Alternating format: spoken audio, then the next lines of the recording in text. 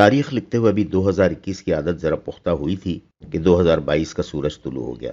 نہ صرف 2022 کا آغاز ہو گیا بلکہ نئے سال کے 3 ماہ گزر بھی گئے۔ تیزی سے گزرتا وہ وقت یوں لگتا ہے جیسے زمانہ ماضی اور مستقبل تک ہی محدود ہو، اس لیے کہ حال کا لمحہ تو دوسرے ہی لمحے ماضی بن جاتا ہے۔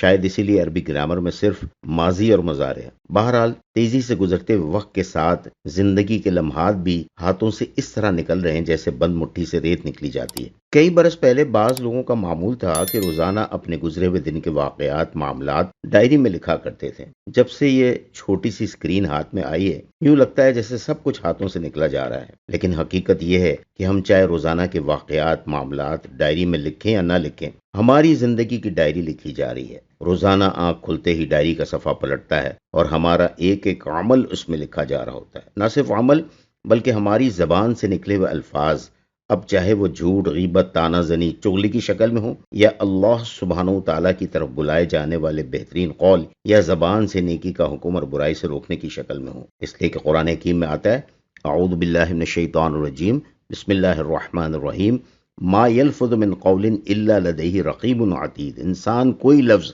زبان سے نکال نہیں پاتا مگر اس پر ایک نگراں مقرر ہوتا ہے، ہر وقت تیار، یعنی فوراً لکھ لیا جاتا ہے۔ ہماری زندگی کی ڈائری کے یہ صفحات روزانہ پلٹتے ہیں، ہر روز نئی تاریخ، نیا صفحہ آ جاتا ہے اور اچانک ہمیں پتہ بھی نہیں لگے گا کہ ہمارا آخری صفحہ آ جائے گا۔ یہ وہ دن ہوگا جب بند مٹھی سے گرتی ہوئی زندگی کی ریت ختم ہو جائے گی اور ہاتھ خالی ہو جائے گا، اور پھر یہ مکمل اور محفوظ ڈائری ایک دن ہمارے سامنے لائی جائے گی اور کہا جائے گا، اقرأ کتابک کفی بنفسک الیوم علیک حسیبا۔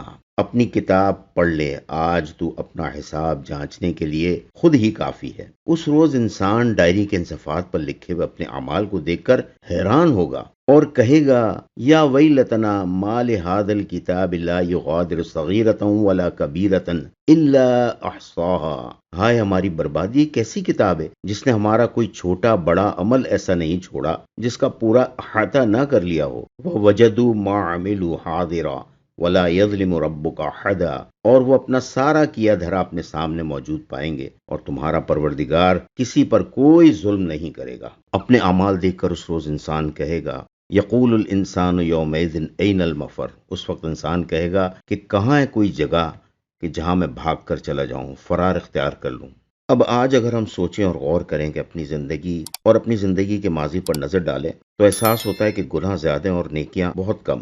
دنیا کی زندگی میں تو انسان اپنی کرپشن چھپانے کے لیے ریکارڈ غائب کر دیتا ہے یا اس دفتر میں آگ لگا دی جاتی ہے جہاں کرپشن کا ریکارڈ موجود ہو، لیکن اپنے ماضی کی غلطیوں کو اس کتاب سے کس طرح مٹایا جائے جو ہماری دسترس سے باہر ہے، جو صرف قیامت کے دن ہمارے سامنے لائی جائیں گی۔ ہماری اس مشکل کا حل ہمیں وہ کتاب ہدایت دیتی ہے جس کی ہم قدر نہیں کرتے، جسے پڑھنے کا ہمارے پاس وقت نہیں، جسے سمجھنے کی ہم کوشش نہیں کرتے۔ اس کتاب ہدایت میں ہمارا خالق، مالک، رازق اور ہم سے 70 ماؤں سے بڑھ کر محبت کرنے والا اللہ ہمیں خوشخبری دیتا ہے، قل یا عبادی الذین اسرفوا علی انفسہم لا تقنطوا من رحمت اللہ ان اللہ یغفر الذنوب جميعا انہ هو الغفور الرحیم۔ اے نبی کریم صلی اللہ علیہ وسلم کہہ دیجئے کہ اے میرے وہ بندو جنہوں نے اپنی جانوں پر زیادتی کی ہے، ظلم کیا ہے، اللہ سبحانہ وتعالیٰ کی رحمت سے مایوس نہ ہو۔ یقین جانو کہ اللہ سبحانہ وتعالیٰ سارے کے سارے گناہ معاف کر دیتا ہے، یقیناً وہ بخشنے والا اور بڑا مہربان ہے۔ وَأَنِيبُوا إِلَىٰ رَبِّكُمْ وَأَسْلِمُوا لَهُ مِن قَبْلِ أَن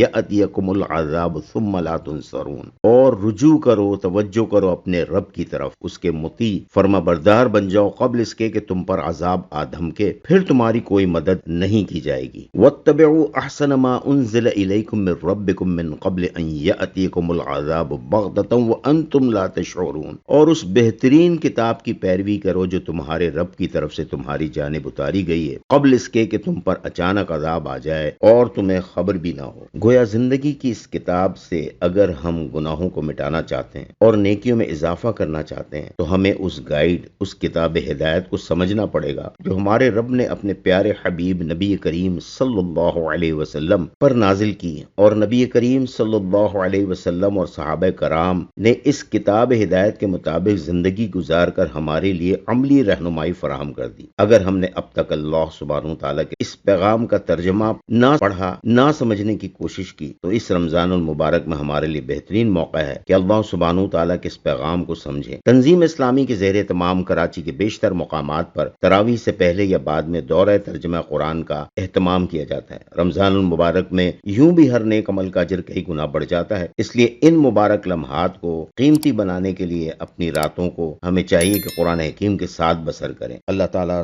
قرآن حکیم کی مجھے بھی آپ کو بھی قدر کرنے کی توفیق عطا فرمائے، اسے سمجھنے، اس پر عمل کرنے، اسے دوسروں تک پہنچانے کی توفیق عطا فرمائے۔